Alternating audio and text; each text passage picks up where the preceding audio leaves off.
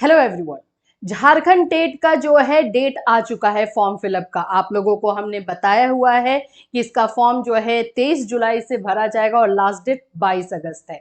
इससे रिलेटेड आप लोग के बहुत सारे क्वेश्चन आए हैं। सारे क्वेश्चन का आंसर विद प्रूफ हम देंगे। हम झारखंड सरकार की जो नियमावली है जिसके अंतर्गत भर्ती होती है उस पर भी बात करेंगे। सिलेबस को लेकर क्वेश्चन है, ये सभी चीजें दिखाएंगे। उससे पहले चलिए आप लोग के कॉमेंट्स क्या क्या है उसको हम लोग देख लेते हैं। यहाँ पर आप देख सकते हो या इस वाले वीडियो में आप लोगों के बहुत सारे क्वेश्चन आए हैं। सब एक एक क्वेश्चन को मैं आंसर करूंगी। उससे पहले एक और चीज आप लोग पूछ रहे हो कि झारखंड का टेट का जो है क्लासेस हम लोग लेकर आएंगे या नहीं, तो मैं आपको बता दूं कि बिल्कुल आपके रिक्वेस्ट पे झारखंड टेट का हम पेड बैच लेकर आएंगे जिसमें पूरी तरीके से हम तैयारी करवाएंगे। मैं आपको बता दूं कि 2016 जो है लास्ट झारखंड टेट हुआ था और उस समय मैंने भी अपीयर किया था और अच्छे मार्क्स के साथ झारखंड टेट को मैंने पास किया था। लेकिन उसके बाद ना ही झारखंड टेट आया, ना ही कोई वैकेंसी आई झारखंड में। तो मैं अपने एक्सपीरियंस के साथ आप लोगों की तैयारी करवाऊंगी। इसीलिए पेड बैच के बारे में आप लोग को ज्यादा इन्फॉर्मेशन अगर चाहिए तो हमारा ऐप डाउनलोड कर लीजिए, कैटलिस्ट सोनी ऐप। वहीं पर आपको सारी इन्फॉर्मेशन मिलेगी और हमारा टेलीग्राम भी ज्वाइन कर लीजिएगा, वहां पर भी आपको अपडेट किया जाएगा। चलो सबसे पहले तो हम आपके क्वेश्चंस को लेते हैं कि क्या क्या क्वेश्चन है। जितने क्वेश्चन है सबका आंसर मिलेगा, एक भी क्वेश्चन हम लोग छोड़ेंगे नहीं। चलिए सबसे पहला क्वेश्चन आप लोगों ने पूछा है कि एनआईओएस डीएलएड कैंडिडेट को मौका दिया जाए। बिल्कुल दिया जाना चाहिए, मेरे अकॉर्डिंग भी दिया जाना चाहिए, क्योंकि अभी एनआईओएस डीएलएड वाला बात जो है वो सुप्रीम कोर्ट में चल रहा है। अगर कल को जाके एनआईओएस डीएलएड को मान्यता मिल जाती है तो ये तो झारखंड टेट है, टेट का एग्जाम है, तो ये टेट अगर बच्चे पास नहीं होंगे तो वैकेंसी में कैसे जाएंगे। तो दिया जाना चाहिए, लेकिन अभी जो रूल आया है उसके अकॉर्डिंग उसमें नहीं लिखा है कि एनआईओएस डीएलएड को मौका दिया जाएगा। ठीक है, सीटेट जो क्लियर कर चुका है क्या वो भरेगा? बिल्कुल भर सकते, इनफैक्ट मैं बोलूंगी भर ही देना, क्योंकि झारखंड का आपको पता ही है मामला कि कोई वैकेंसी निकलेगी तो उसमें बोल देगा कि सिर्फ झारखंड टेट जो क्लियर किया है उसी को प्रेफरेंस दिया जाएगा, तो फिर सीटेट वाले को सेकेंडरी कर दिया जाएगा। इसीलिए कर ही देना। जो लोग भी झारखंड में नौकरी करना चाहते हैं जेटेट पास कर लेना। ठीक, थर्ड फिर से एनआईओएस डीएलएड को लेकर के ही आपका है। एनआईओएस डीएलएड को मौका दिया जाना चाहिए। हम खुद ही हमारा पूरा हमारी पूरी टीम, हमारा चैनल जो है सपोर्ट करता है कि एनआईओएस डीएलएड को मौका मिलना चाहिए। बट अभी तक रूल्स के बारे में जो है जो लिखा हुआ है उसमें एनआईओएस डीएलएड को मौका नहीं दिया जा रहा है। नेक्स्ट क्वेश्चन देखो, मैम एग्जाम किस मंथ में है? I am from Jharkhand.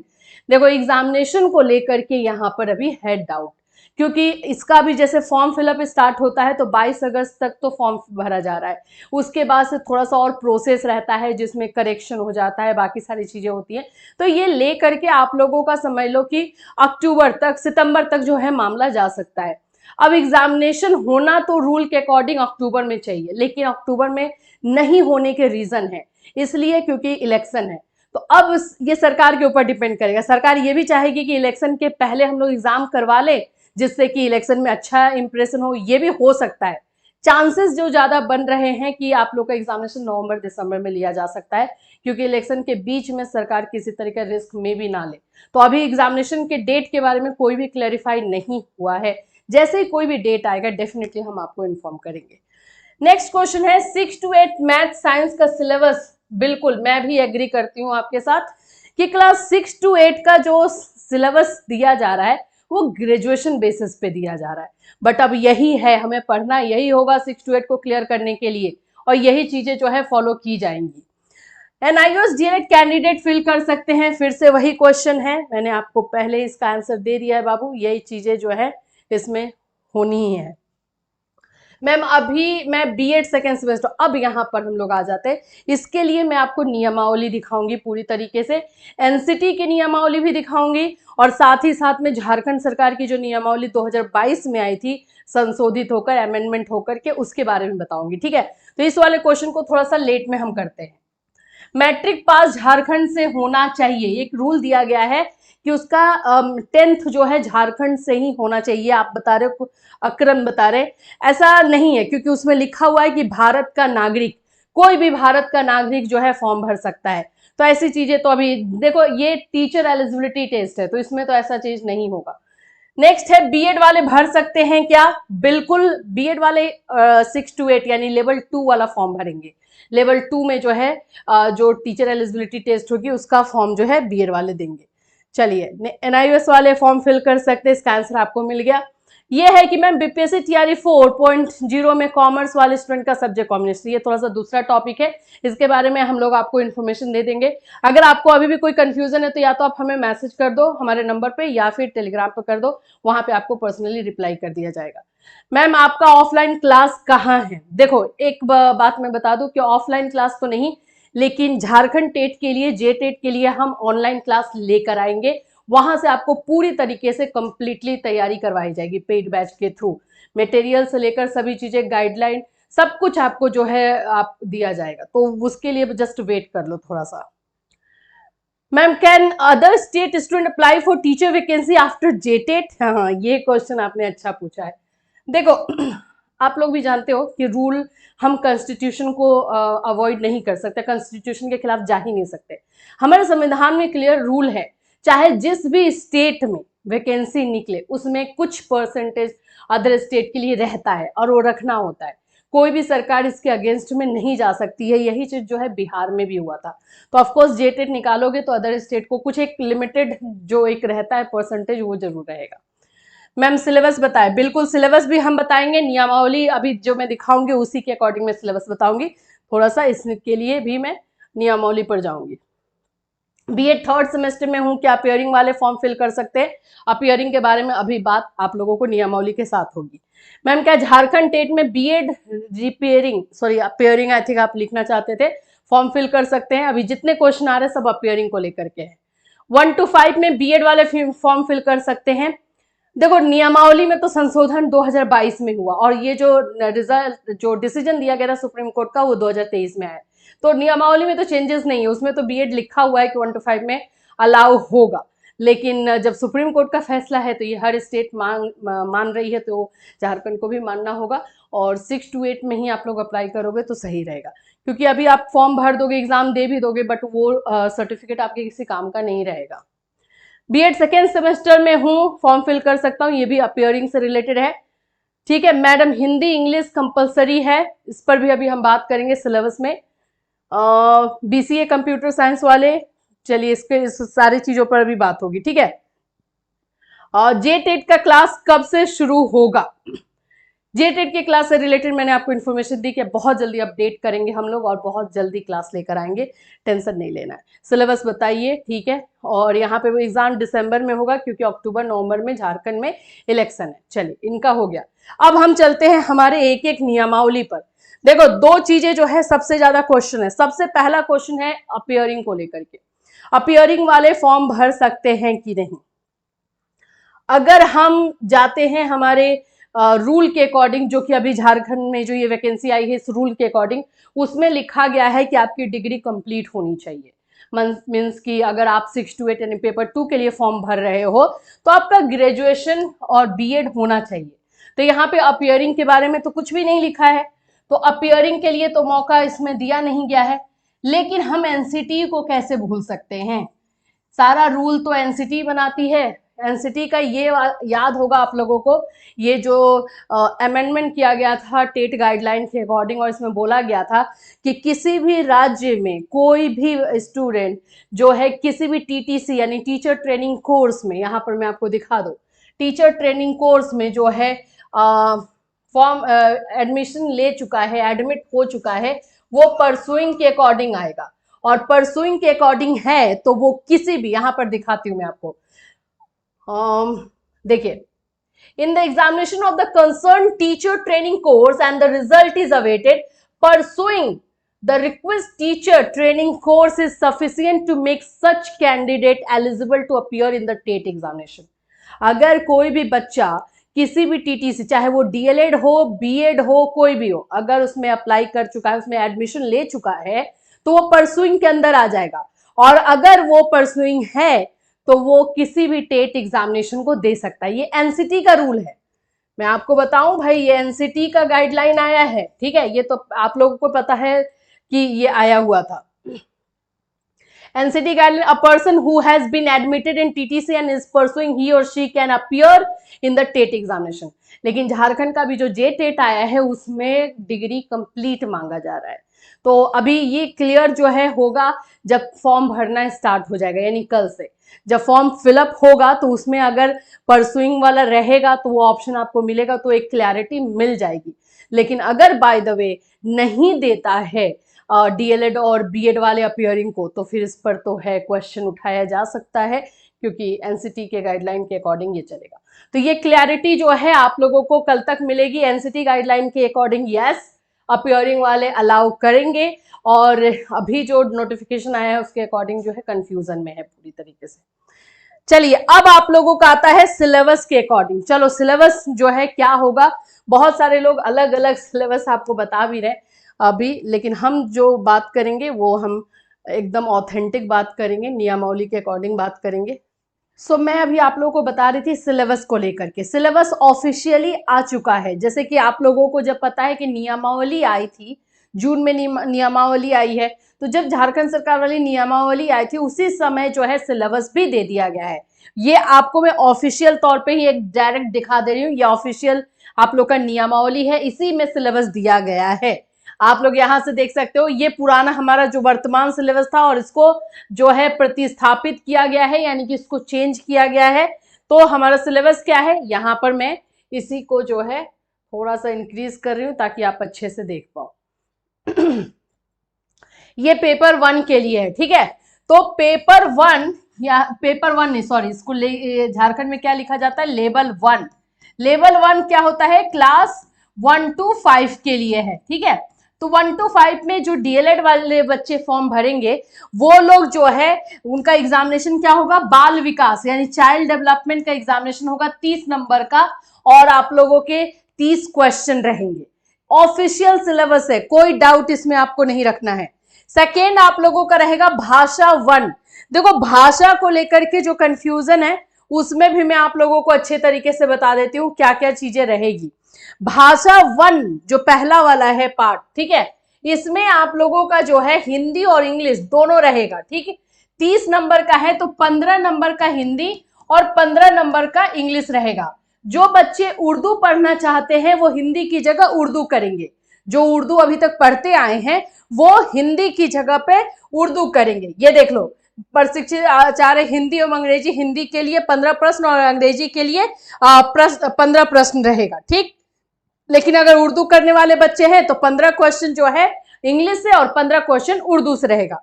तो ये आपका लैंग्वेज 1 जो है क्लियर हो गया, ठीक है। लैंग्वेज 1 में ही आप लोगों को 15 नंबर का हिंदी और 15 नंबर का इंग्लिश रहने वाला, यानी 30 नंबर, 30 क्वेश्चन 30 नंबर।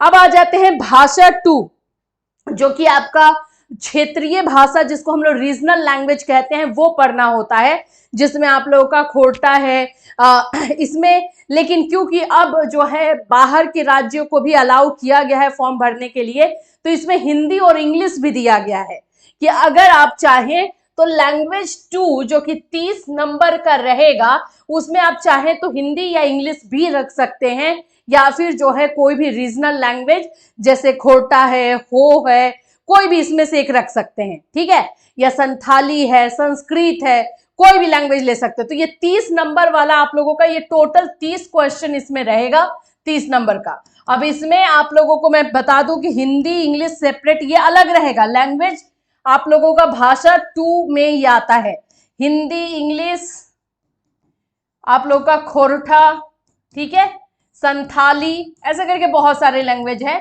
जिनको हम क्षेत्रीय भाषा बोलते थे, और संस्कृत हो, बहुत सारे लैंग्वेज है। इनमें से कोई एक लैंग्वेज लेना है जो कि 30 नंबर का रहेगा, ठीक। इसमें आप लोगों का व्याकरण से क्वेश्चन रहेगा, आप लोगों का जो है बोलचाल में किसको क्या बोला जाता है, अनुलोम विलोम, सिनोनिम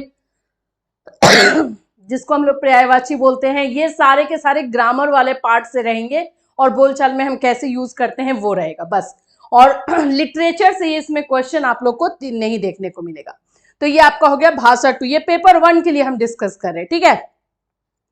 अच्छा, कार्मिक प्रशासनिक सुधार क्या राजभाषा विभाग की अधिसूचना संख्या यहाँ पे बता दिया गया है कि इसमें जो है कोई एक भाषा ही लेना है, मतलब हिंदी इंग्लिश संस्कृत संथाली खोटा हो, इसमें से कोई एक ही लेना है जो कि 30 नंबर का रहेगा, यहाँ पे क्लियर दिया गया है। इसके बाद आप लोगों का जो है 30 नंबर का रहेगा मैथ्स। ये पेपर 1 में, लेवल 1 में 30 नंबर का मैथ्स रहेगा।